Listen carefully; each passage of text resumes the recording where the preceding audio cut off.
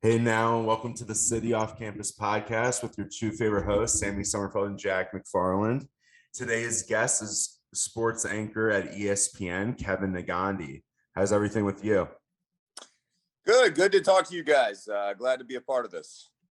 Yeah, so my first question for you is kind of just talking about your journey from studying communications at Temple to now being an anchor on SportsCenter and sports anchoring all these shows. We're journalism students, we're seniors at the journalism school at University of Iowa.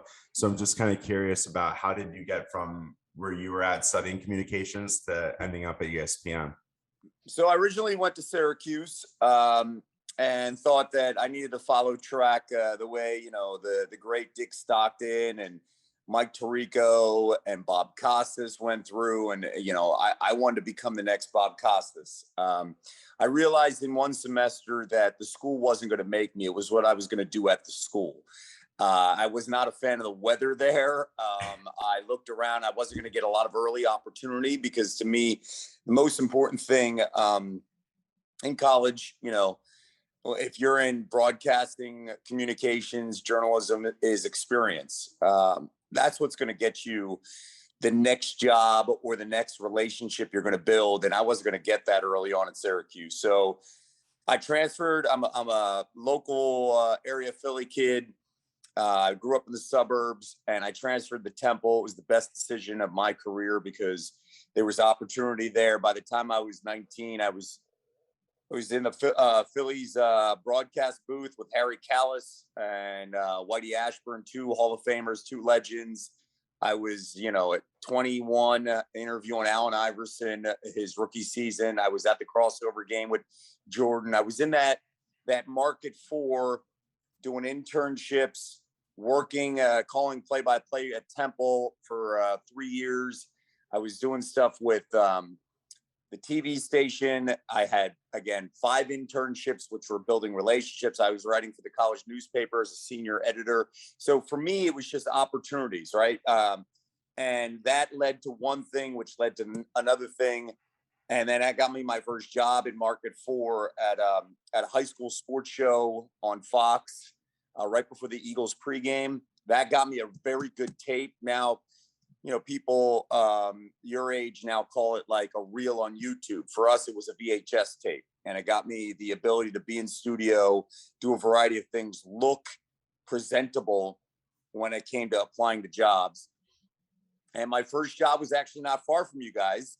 It was in Kirksville, Missouri, Market 199. And I lived in Ottumwa, Iowa for 3 months. That's where the satellite station was, where I was a reporter. And then on the weekends, I'd drive to Kirksville and I was anchoring sports there at the ABC affiliate KTVO. For me, going there was I took a massive pay cut because I was doing a pretty good job in Philadelphia as a 22-year-old. And people were like, why are you leaving? You're doing this, you're doing that. And I was like, I need to be on TV every day. I need to make mistakes every day. So I went to KTVO in Kirksville, Missouri. I was making $15,000.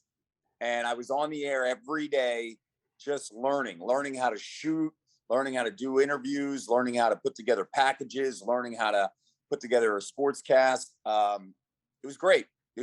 And I didn't have to worry about a family or a mortgage or a car payment. So it worked out really well where you could survive making, I got a little bump in pay when I became the sports director to 16,000. It was like the greatest thing in the world. So it worked out great. And then my next job was in Sarasota, Florida. And, eventually you build relationships, you build contacts, and somebody ran into me and was like, why are you not like in a bigger place? And I was like, I'm pretty happy here. And they were like, well, you need to go see somebody in New York. There's an agent that's interested in you. I had an agent before. And I was like, I'm good. I don't need an agent. And like 6 months later, I reached out to that person again. I said, tell me more about this agent that you know.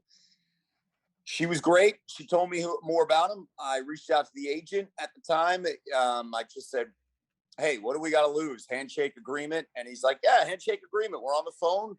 Give me 6 months. I think you can have an opportunity somewhere at network or regional. And within 3 months, he got me a tryout at ESPN, and I beat out 7 people. I got the tryout, I got the audition, nailed it, and I've been at ESPN for 15 years. So the journey, I try to tell many people that get into the business, the journey is not something that you could duplicate. Like my journey next to my co-anchor on the 6 p.m. Sports Center, Elle Duncan, is completely different. I mean, she was in radio in Atlanta for 9 years doing that stuff on the morning show. Then eventually she got to Nesson and then got to ESPN. Like everybody has a different path. So your path to get to where you want to be is going to be completely different from mine. If I stop every single ESPN anchor, just looking at my offices, and the outside, John Buchgras, John Anderson, Carl Ravitch, each one of them have different journeys that don't make sense. But in the end, you find out that you're in the location you want to be, the destination. And I don't want anybody to ever think you've got to follow my path. I think the experience and the recipe that we have that led us to success is the way to go, but not the, hey, I need to do this to get to this, to get to this. That equals that. It doesn't work like that in the business. Yeah, that's interesting. So getting to ESPN then and hosting SportsCenter, I know you worked on like Cold Pizza early on, Baseball Tonight. Outside, you've worked on all these different shows. With SportsCenter, what's the prep like for that compared to other shows? Like, how do you prep each day, especially being the 6 p.m. hour where a lot of sports news usually happens by the time it gets to you, and people are usually off work and they're off school and they're trying to get recap.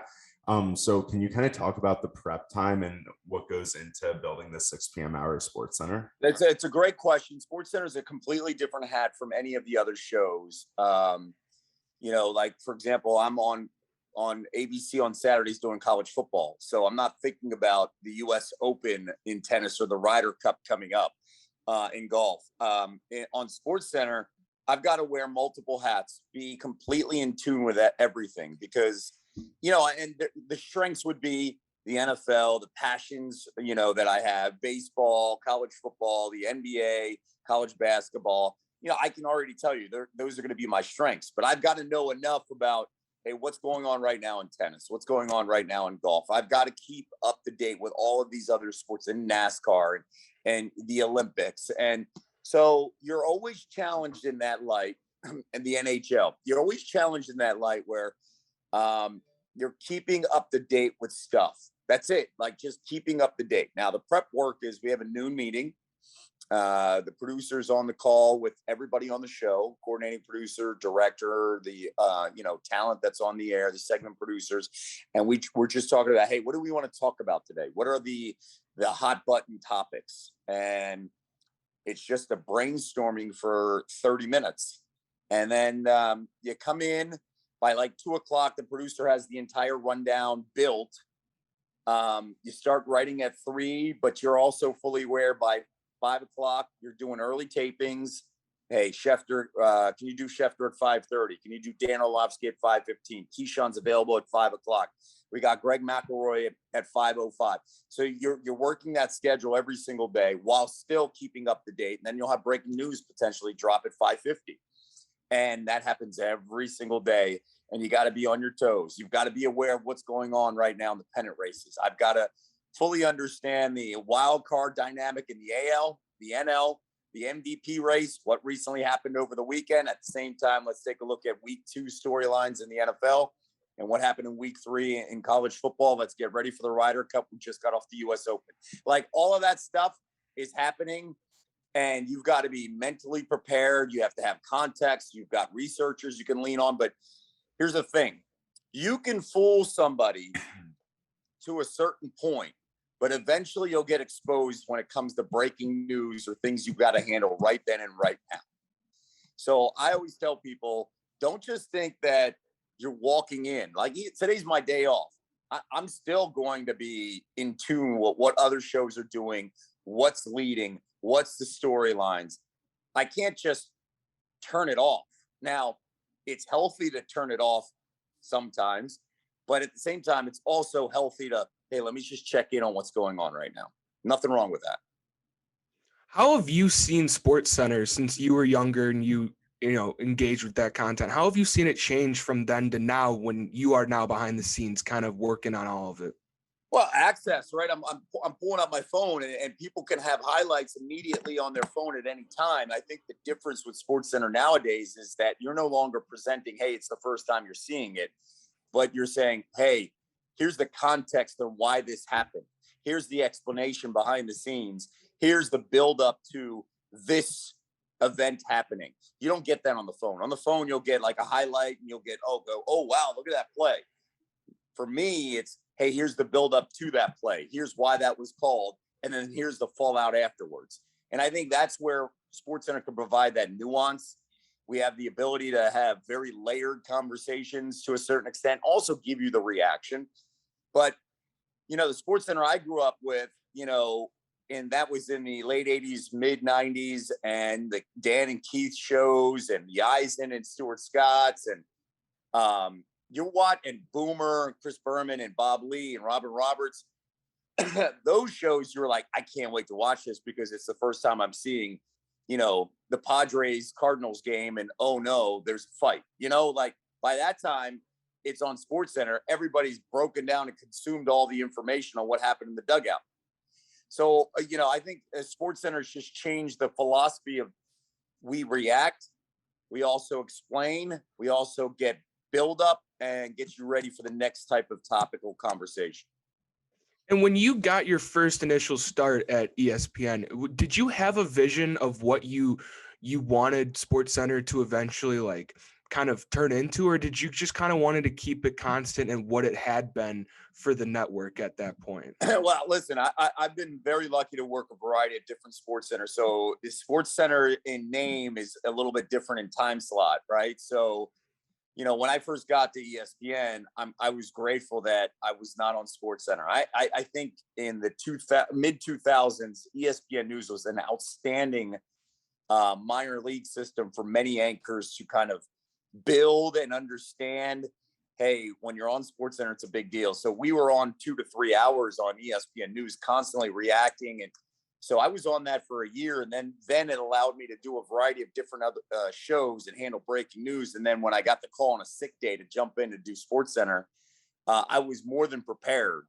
And so, I've been lucky to do the 11 p.m. SportsCenter, the closed shows on SportsCenter, LA on SportsCenter, and then 5 years of the morning show with Hannah Storm, SportsCenter AM. We're the first ones to start SportsCenter AM at 7 a.m. With Jay Harris and, a variety of other anchors where it was really, really, really cool to do a show. And we were the first ones to start. I did that for a couple of years.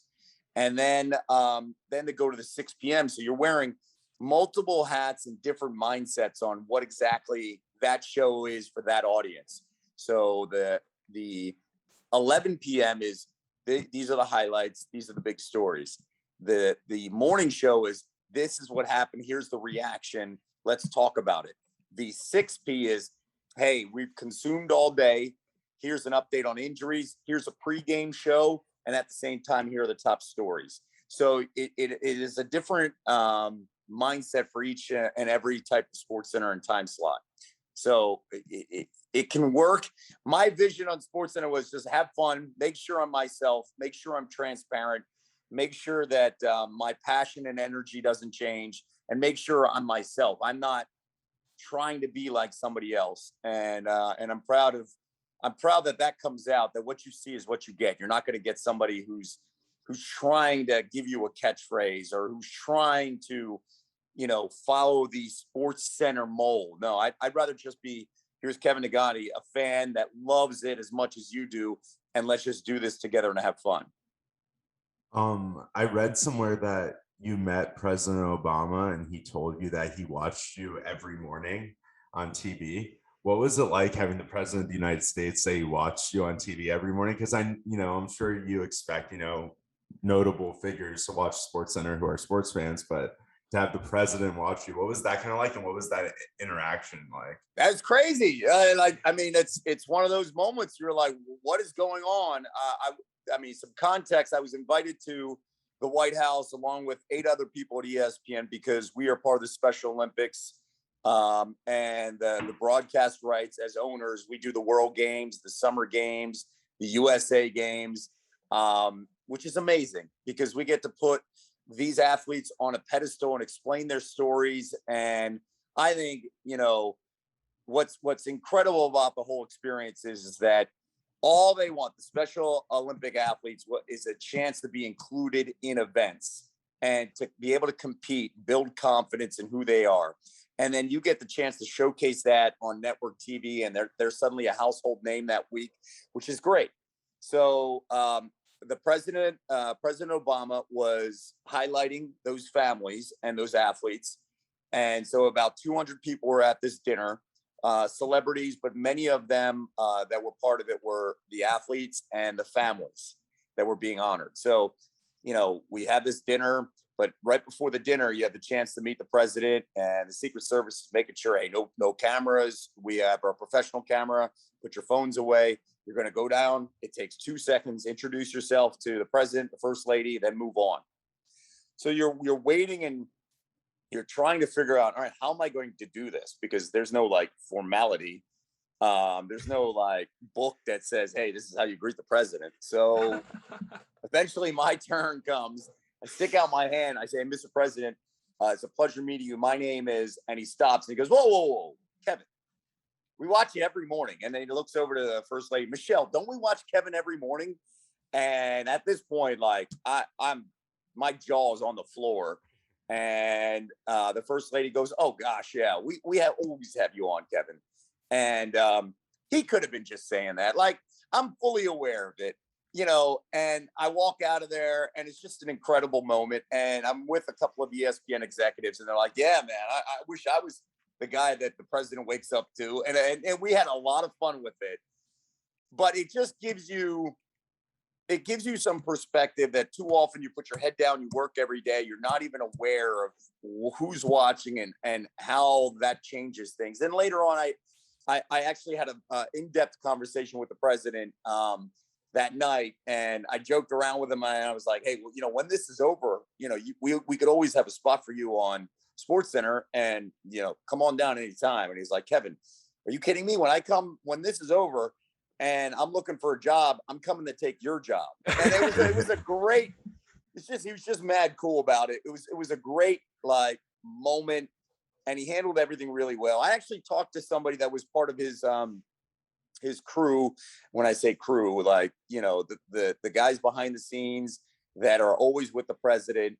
And they said specifically, they're like, yeah, so he has TVs on and he's prepping for the day, and that the sports angle gives him a break from the stress of dealing with being the president of the United States.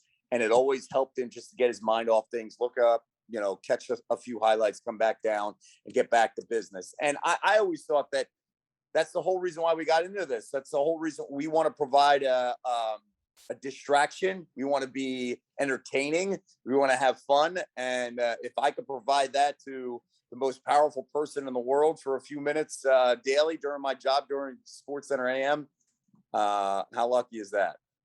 Yeah, that's great. I just have 2 final questions for you. One of them, it kind of ties into that, which is what's each anchor, people kind of relate to them in a different way. Growing up, you have the anchors that you watched and, you kind of, you connect with them in certain ways. And you talk about kind of being that guy who makes it clear, you're just a fan doing the job and you want that authenticity with the viewers.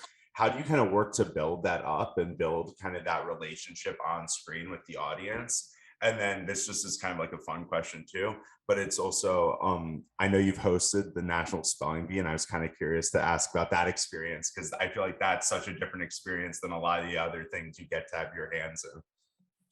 Yeah. So the first question, Sam, is for me, the most important thing is making sure I have credibility. And being of Indian descent, being the first Indian American at the network on the air, I heard a lot of early on in my career questions about, what do you know? You don't know what you're talking about with sports. So for me, I had to work harder than many of my peers because I had to make sure that I had credibility and I could win the audience over, that I am as relatable to sports and I love sports as much as you do, even though you've never seen an Indian guy, an Indian American give you highlights. And I'm very lucky that now it's not questioned, but in the beginning it was questioned, especially at ESPN, especially at the, when I early years got on Twitter, where I had to read stuff like, I don't need a terrorist telling me highlights and stuff. And you've got to break those doors down and say, listen, I love it as much as you do.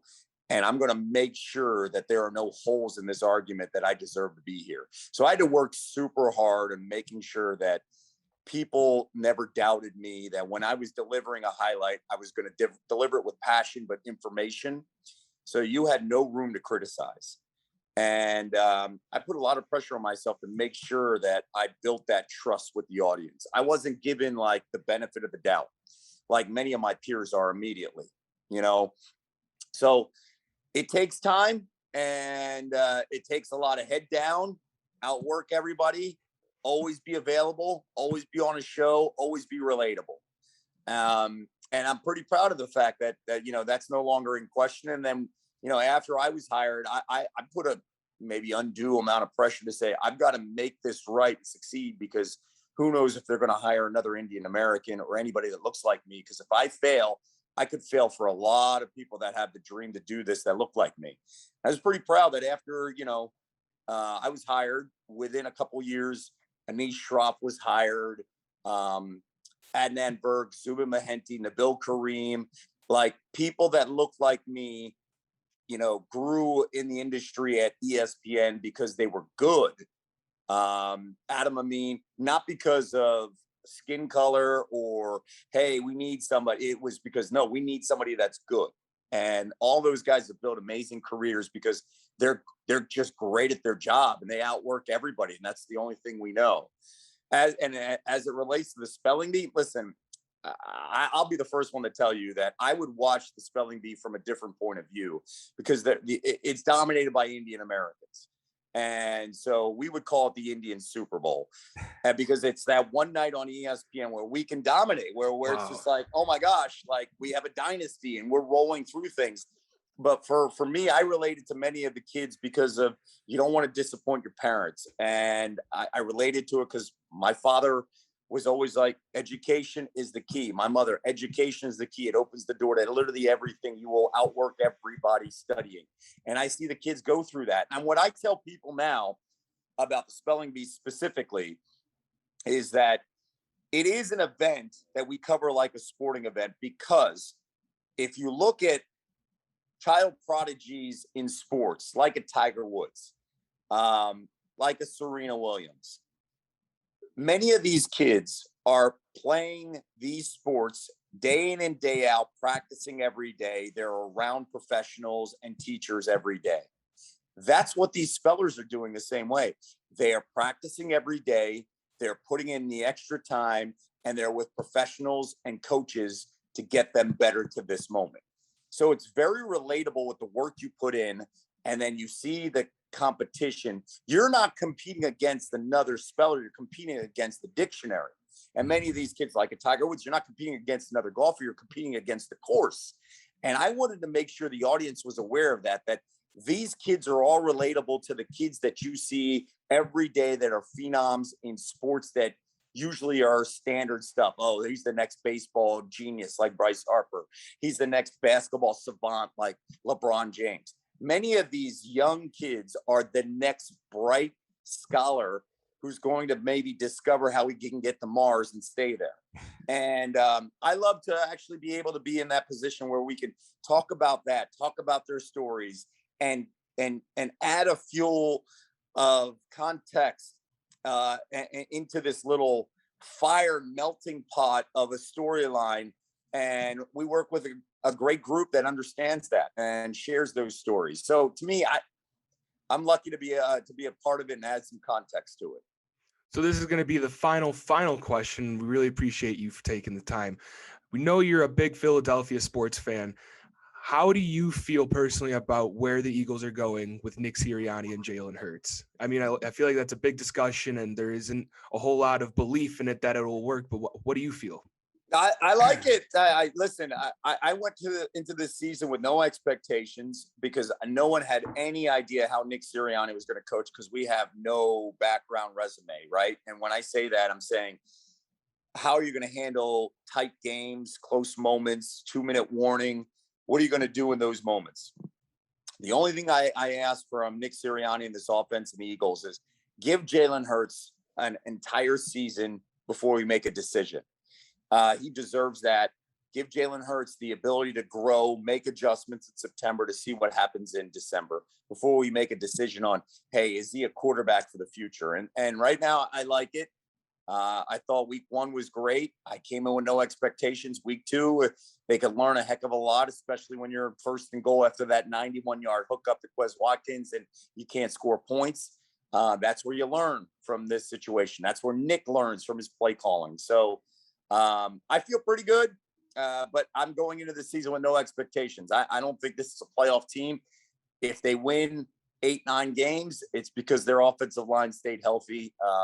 But we already saw an injury to Barrett Brooks. Their defensive front already lost the heart and soul in Brandon Graham. We'll see if they have the depth. That was my biggest question because their two strengths are the offense and defensive lines. Now, I know that was my question. With you guys in your background, I need to know, how do we feel about Iowa football the rest of the season? Are they the best team in the Big Ten after what we've seen the first couple of weeks? I would say. I think. Go ahead, Sam.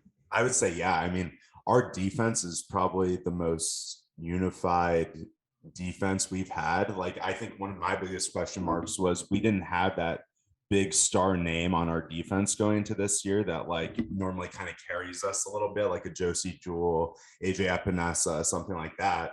And so one of our biggest questions that we talked about on the podcast was, would the defensive line, it's so young, would it hold up? And they're just putting pressure. They had 7 sacks in the last game against Kent State. They just played phenomenal.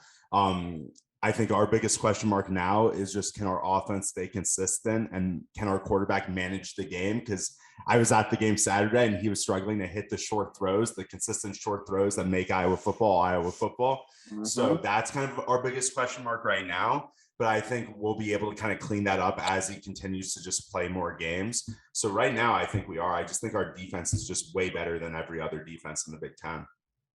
I agree with that. And to go on top of it, it does come down to the Iowa offense. And after watching Penn State and Auburn play this weekend in prime time, I think a lot of Iowa fans know now that it's going to be really tough for the Hawkeyes to score points against Penn State if the offense is going to continue to play like they have. There were 3 games in. This was the easiest matchup for the offense so far this year, and they didn't do great off the start, but they finished strong. They have another good opportunity this week to get better before they have to play Penn State in a couple weeks, which that is the biggest game for Iowa right now. If they want to stay in this national conversation, it starts with that Penn State game. So I think the offense has their work cut out for them, but without a doubt, this defense is top 5, and Iowa is definitely in the conversation, I'd say, for the Big Ten championship game. Well said. I completely agree with you. Penn State will be a great measuring stick. Petras has got to make 4 or 5 plays in a game like that, not just 2. He's got to make 4 or 5 of them because they're going to load up the box to stop Tyler Goodson. And if you can stop Goodson, it comes down to Petras trying to make a couple of short throws. The defense will keep them in the game. It's the question of, can that quarterback make sure he can separate himself and keep that Penn State defense on its heels and guessing? Because if that defense is not guessing, they're going to tee off and they're going to, again, stop the run. So it's good times. I mean, when you came into the season, a lot of people were obviously circling Ohio State. It feels like a different story. And I kind of like that the Big Ten is a little wide open this year. And we'll learn a little bit about Michigan this weekend with Rutgers. So I like it. And I wish you guys the best of luck. Yeah, I think the Big Ten's in good hands this year. But Kevin, we can't thank you enough for taking the time. And like always, guys, not the same time, same place. We will see you guys later.